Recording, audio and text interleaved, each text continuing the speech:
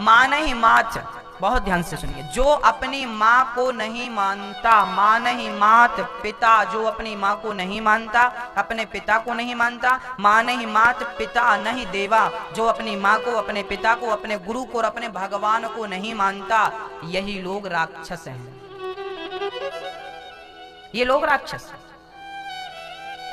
तो जब जब हो ये धर्म की हानि, बाढ़ असुर, ये असुर लोग हैं जो माँ बाप को नहीं मानते, असुर। अधम, अभिमानी। अधम कौन है?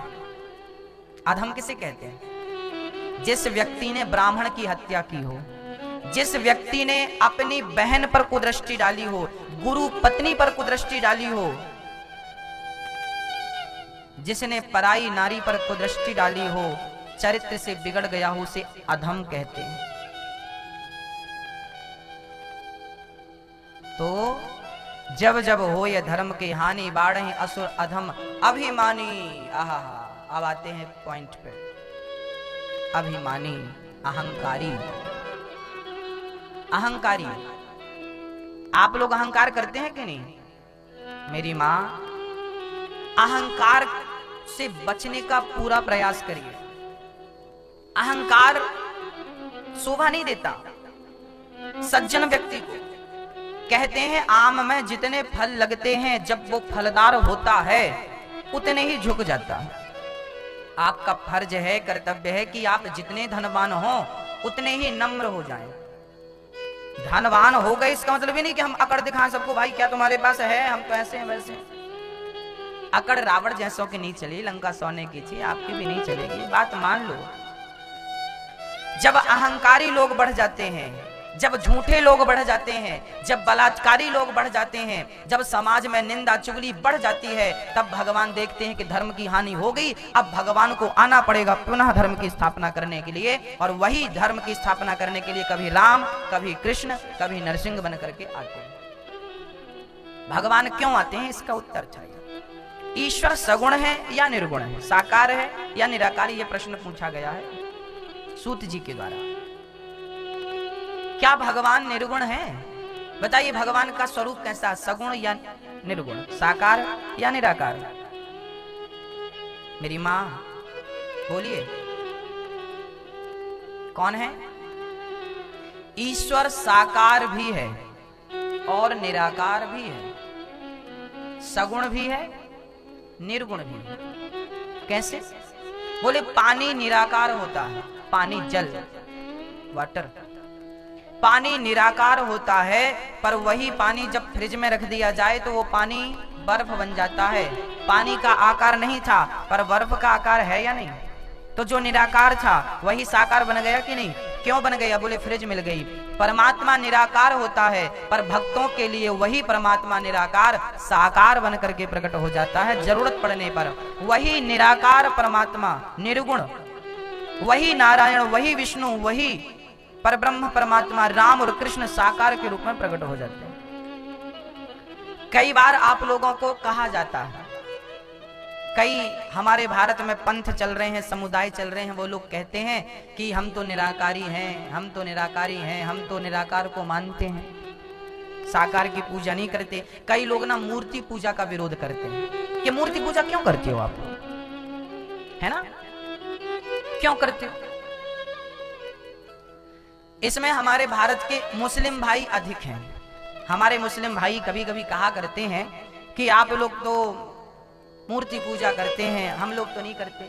और हमारे हिंदुओं में भी कई लोग निराकारी हो जाते हैं, बात करते हैं निराकारी की, तो वो कहते हैं हिंदू हम तो मूर्ति पूजा नहीं करते, हम तो मूर्ति पूजा नहीं करते। अच्छी बात है, मूर्ति पूजा क्यों करते हैं इसका मैं उत्तर देता हूं। कब से चालू हुई मूर्ति पूजा और क्यों चालू हुई?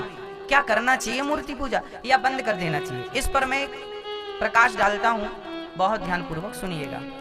क्या मूर्ति पूजा करना चाहिए, मंदिर जाना चाहिए या नहीं जाना चाहिए? जो भगवान कण कण में है उसके मंदिर बनाने की क्या जरूरत है? ऐसा कई लोग प्रश्न करते हैं कि हरि व्यापक सर्वत्र समाना सर्वम खलवेदम ब्रह्म, तो उसकी फिर मंदिर बनाने की क्या जरूरत? तो सर्व जगह है, कण कण में। ठीक बात है, आपका तर्क अच्छा है, पर इसका समाधान शायद इससे भी अच्छा हो।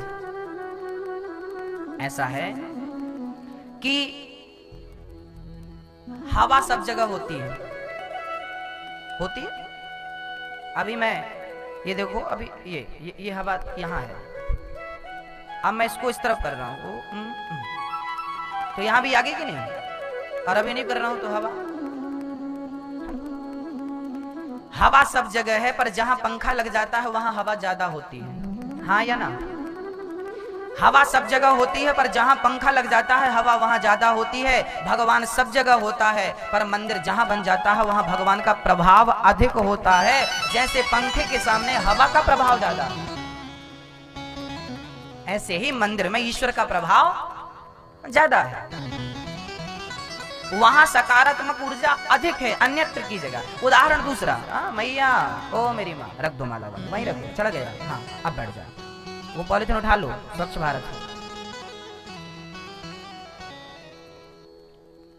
हाँ, अब बैठ जा शांति से।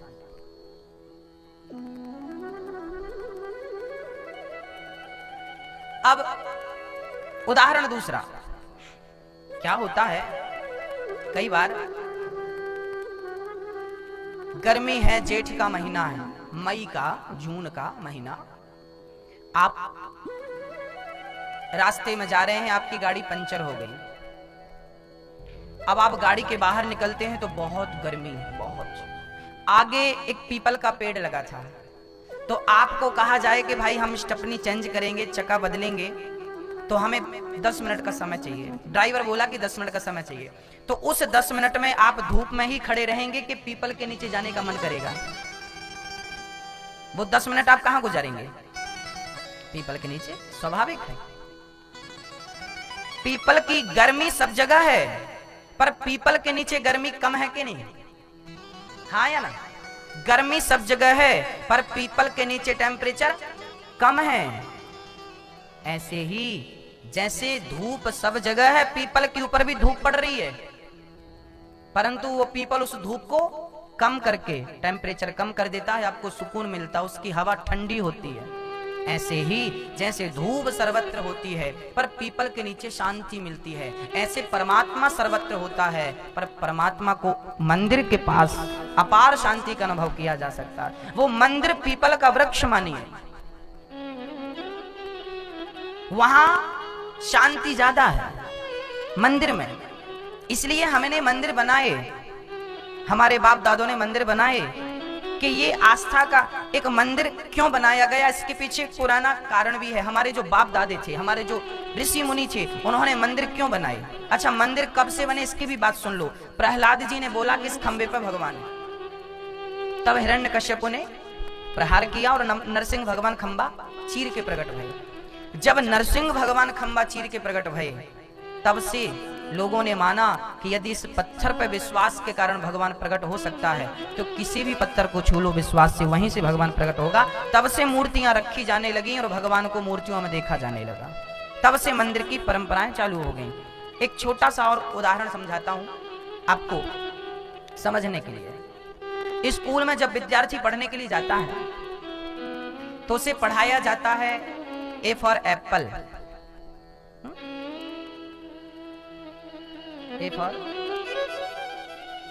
ए फॉर पत्नी भी होता, पता आपको? ए फॉर एप्पल तो होता है, पर हमारे भारत में ए फॉर पत्नी होता है।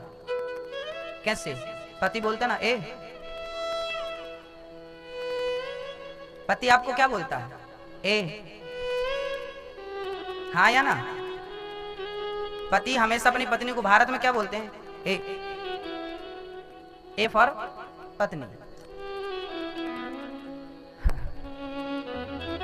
अब आप लोग अपने पति को क्या बोलते हैं, इस पर रिसर्च करके हम बताएंगे आगे कि क्या फॉर पति होता है।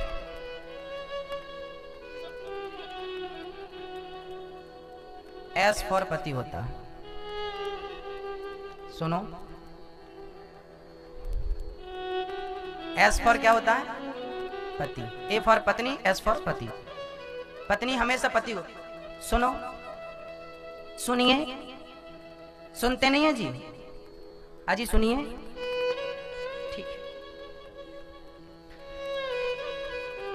बच्चा विद्यार्थी स्कूल जब गया पढ़ने के लिए, तो मास्टर जी ने उसे ब्लैक बोर्ड में लिख के बताया, ऊंट का चित्र बनाया। पहाड़े पे था ऊंट, मास्टर जी ने बताया बेटा ये ऊंट है, ये हाथी है, ये बिल्ली है, ये डॉग कुत्ता है। अब विद्यार्थी ने, जब आप स्कूल जाते हैं तो सब लिख के बताते कि नहीं? चित्र भी बताया जाता है स्कूलों में कि ये हाथी का चित्र है ना, क्योंकि सब जगह हाथी दिखता थोड़ी है। अब बच्चों को बोलना है कि भाई हाथी, तो बच्चे कैसे समझेंगे? उनको चित्र बताना पड़ता है, ये हाथी। अच्छा, चित्र देखने के बाद, हाथी का हमने चित्र देखा, उसके बाद कभी रियल में हाथी आ गया तो पहचान लोगे कि नहीं? कभी कभी बच्चे कहते हैं मम्मी मम्मी मम्मी हाथी हाथी, मम्मी को बोला तेरे को कैसे पता? वो हाथी सर जी ने बताया था, सर ने, ये हाथी ऐसी था, हमने चित्र देखा था, सेम यही था। बच्चे को चित्र बताना पड़ता है, चित्र को समझ गया तो वो साक्षात कभी मिलेगा तो समझ लेगा। ऐसे ही भगवान कभी साक्षात मिलेगा तो तब समझ में आएगा जब उसका चित्र देखा जाएगा। तो मंदिर में चित्र ही तो है भगवान का, तो चित्र को देखेंगे तब तो साक्षात समझ में आएगा। ये तो कॉमन सेंस है भाई। लोग कहते हैं कि हम निराकारी हैं, भाई आपके पास विवेक की कमी है। साकार से ही निराकार की ओर जाया जा सकता। कोई डायरेक्ट कहे कि मैं निराकारी हूं तो भी गलत है, हो ही नहीं सकता। एक दूसरे उदाहरण से इसको पुष्ट करते हैं। स्वामी विवेकानंद जी निराकारी थे, परंतु उनका चरित्र पढ़िए। पहले वो राम जी के मंदिर जाते थे। साकार से ही आप धीरे धीरे निराकार की ओर। भाई पहले मुझे लिख के बताया गया, ए बी सी, आ अनार का, आ आम का, ई इमली का, लिख के बताया गया। उसके बाद अब मुझे जरूरत नहीं है लिख के बताने की, मैं समझ गया। ऐसे ही साकार से ही व्यक्ति निराकार की ओर अपने आप चला जाता, उसकी प्राप्ति निराकार से ही होती है। वो मानसिक पूजा में कथा में बताता हूं आपको। हाँ, इसका एक उदाहरण समझते हैं कैसे है ये संभव। साकार निराकार क्या है? देखिए, आपने अपनी मां को देखा कि नहीं? कभी देखा? चलिए तुरंत आप अपनी मां की कल्पना करिए। कैसी है आपकी मां? आंख बंद करिए, इमेजिन। मां की आंखें ऐसी है, मां का मुंह ऐसा है, गोरी है, सांवली है, ऐसी माँ के, मेरे माँ के ऐसे बाल हैं, मेरी माँ की छवि सूरत ऐसी है। अभी आप इमेजिन करेंगे तो आपकी माँ की शक्ल आपके सामने होगी। अच्छा, उस व्यक्ति से पूछिए जिसकी माँ बचपन में मर गई थी, जब वो गोद में था छोटा सा, उससे कहिए कि तू अपनी माँ की कल्पना कर, कैसी थी? कर पाएगा? जिसने अपनी माँ को देखा है वही अपनी माँ का चित्र बना पाएगा मानसिक रूप पे। जिसने देखा ही नहीं है वो क्या बनाएगा? किसका बनाएगा? कैसी थी मेरी माँ? तो माँ का चित्र मन में तब बनेगा जब उसे देखा जाए। ऐसे ही जब राम को मंदिर में जाकर देखोगे तब तो उस राम का चित्र बनेगा। साकार से ही तो निराकार की ओर जाएंगे कि डायरेक्ट चले जाएंगे? तो ईश्वर सगुण है या निर्गुण है? बताइए, इसका उत्तर क्या है? भगवान सगुण है या निर्गुण है? बोलो मैया, दो जोर से बोलो, पूरा देश सुनेगा। ईश्वर दोनों है, सगुण भी है। और हमें सगुण और निर्गुण के बीच की लड़ाइयां जो लोग करते हैं, बात विवाद करते हैं, हमें उस चक्कर में नहीं पड़ना। दोनों सही है, पर मैं केवल ये निवेदन करूंगा कि आप डायरेक्ट निराकारी हैं तो गलत है। आपको साकार से ही निराकार की ओर जाना पड़ेगा। पहली सीढ़ी है साकार और आखिरी सीढ़ी है निराकार। तो पहली से ही ना आखिरी तक पहुंचा जा सकता कि डायरेक्ट छलांग लगाओगे हाथ पांव टूट जाएंगे।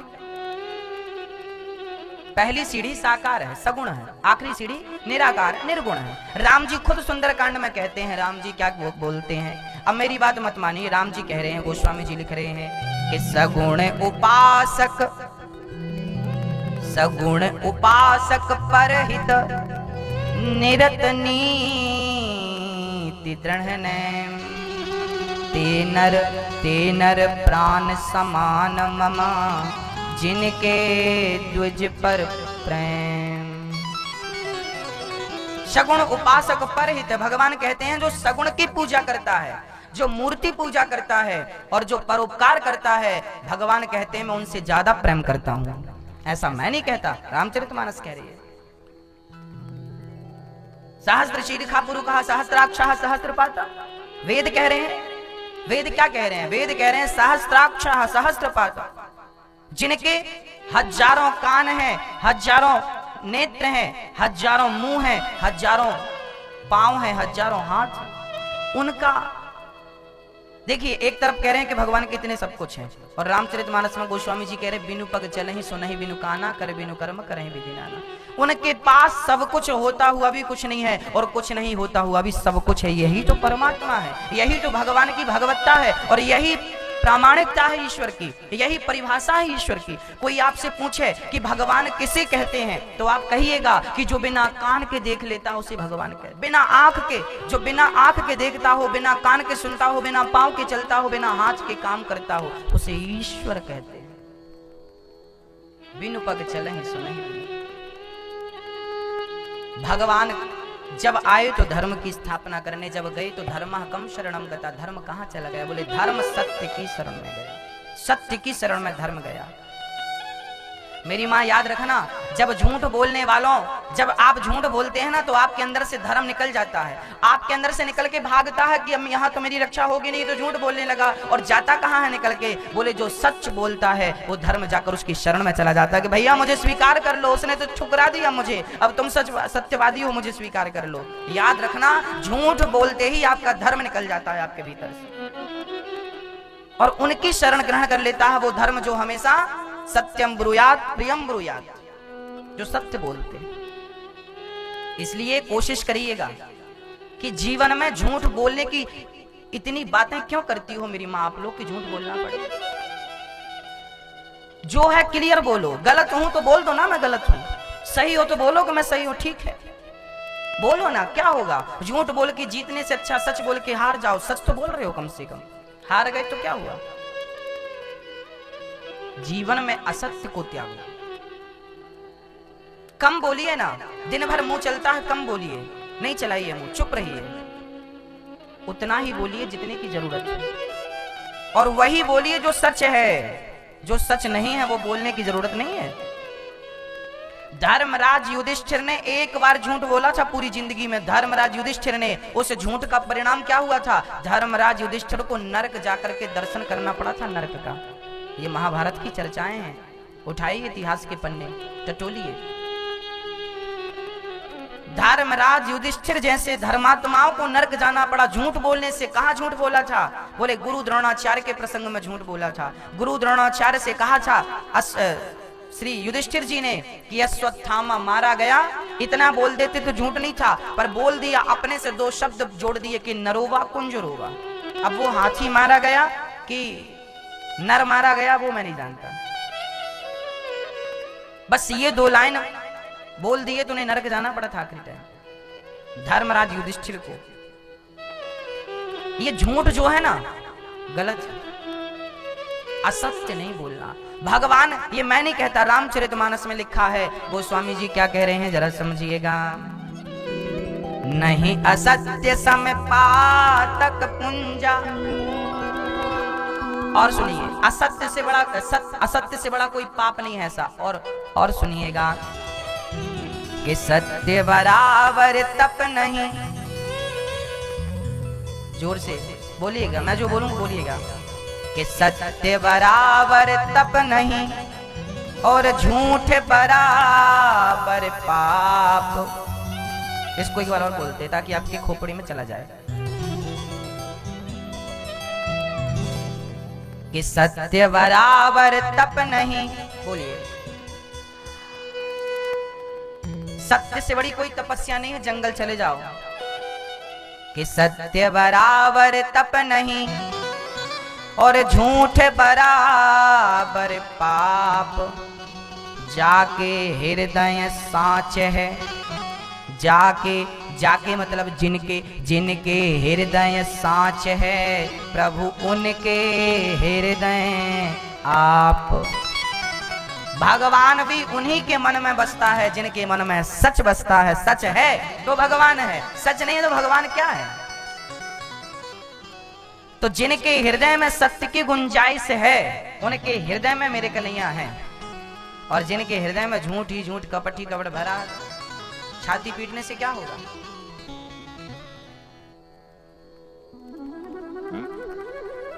भगवान के अवतार कितने हैं।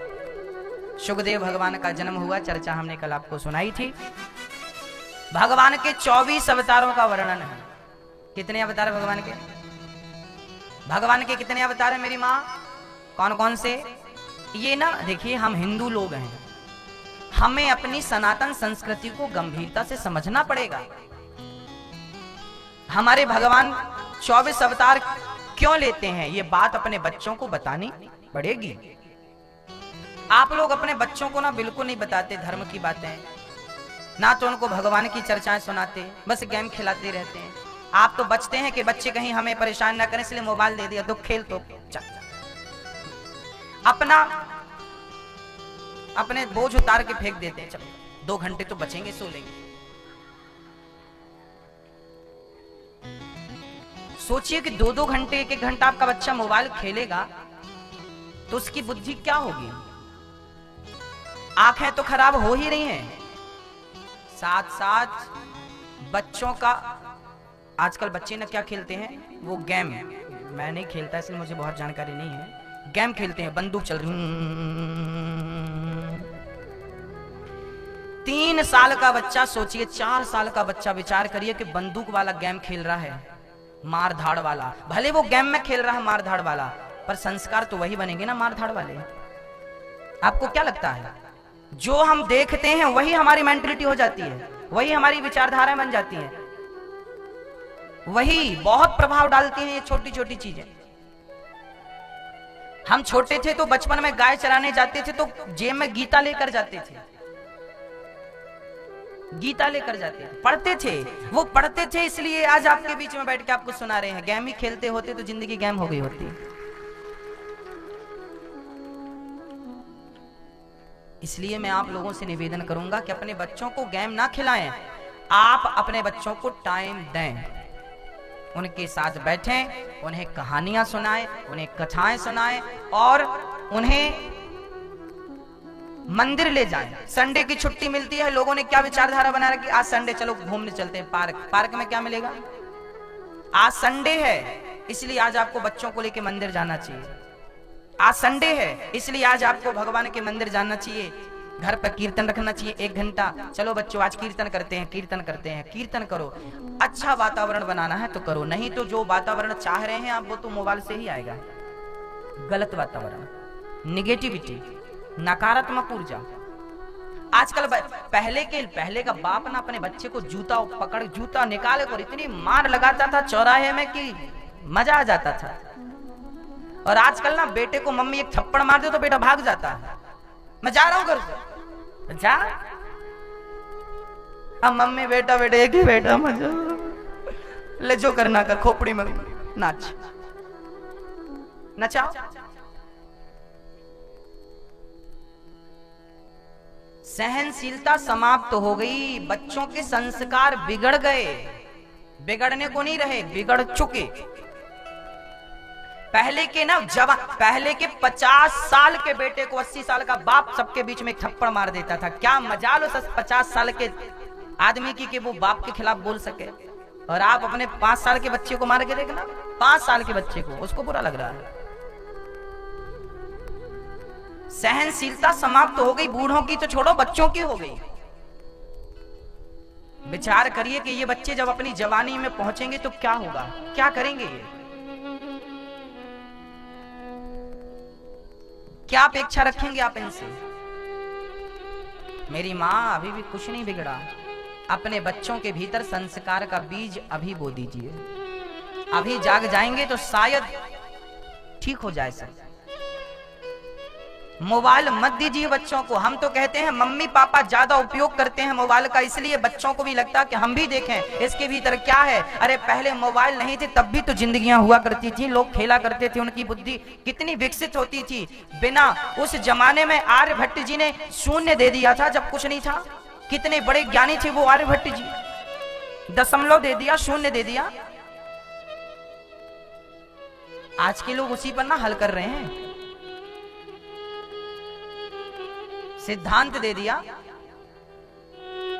इसलिए बच्चों को कौन से गेम खिलाइए। हमारे भारत में जितने गेम थे ना वो सब बुद्धि का विकास करने वाले। अभी वैज्ञानिकों ने एक सर्च किया है कि यदि माइंड को विकसित करना है तो बच्चों को कौन सा गेम खिलाना चाहिए। वो हम लोग ना वो खेलते थे पहले, एक पत्थर के ऊपर 7 पत्थर जमाना, फिर उसमें बॉल मारना, वो खेलते थे कि नहीं, क्या बोलते इसको, हाँ अभी वैज्ञानिकों का रिसर्च आया है, वैज्ञानिकों ने गेमों पर रिसर्च किया और पता लगाया कि बच्चे यदि इस गेम को खेलते हैं तो इनसे उनका शरीर भी स्वस्थ होगा और उनकी बुद्धि का विकास कई गुना होगा यदि वो इस गेम को खेलते हैं। नेचुरल गेम हमारे जो थे, इन गेमों की ओर बच्चों को ले जाइए आप। रस्सी कूदाइए, हम लोग रस्सी कूदा करते थे, साइकिल का टायर चलाया करते थे,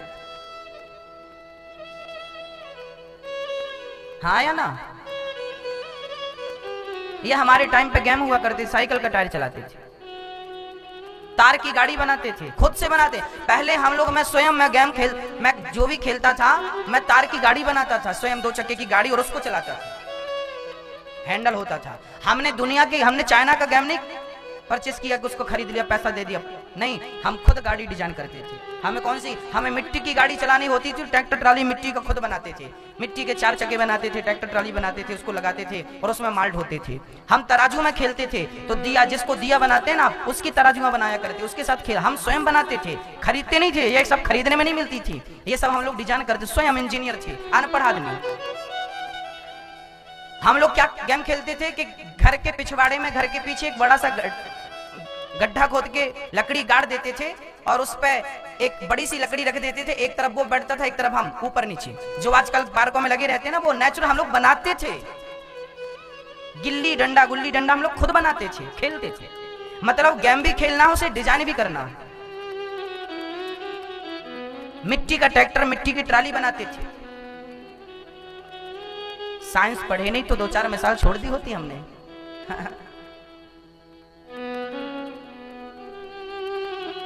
बच्चों को गेम खिलाइए, पर नेचुरल जो भारतीय गेम हमारे हम लोग खेलते थे, वो बुद्धि को डेवलप करते हैं, उनसे नुकसान नहीं है। हाँ बेटा सही बोल रहे हैं, आप लोग बनाते थे, तार की गाड़ी बनाते कि नहीं? नहीं, आनंद था, आनंद। हम खूब कंचे खेला करते थे, गांव के सारे बच्चे डरते थे कि ये सब जीत के ले जाएगा, परफेक्ट निशाना। आज जो गोली चलाते, अब आप विचार करेंगे, मैंने अपने बचपन में एक खतरनाक तीर बनाया था, यदि वो किसी को मार दिया जाता ना, वो वैसे हिंदुस्तान में सोचा कि बनाओ कि हमारे जवानों को दूं। आप मजाक समझेंगे, मैंने अपने बचपन में एक खतरनाक तीर बनाया था, वो किसी व्यक्ति को मार दिया जाए ना तो आर पार हो जाएगा।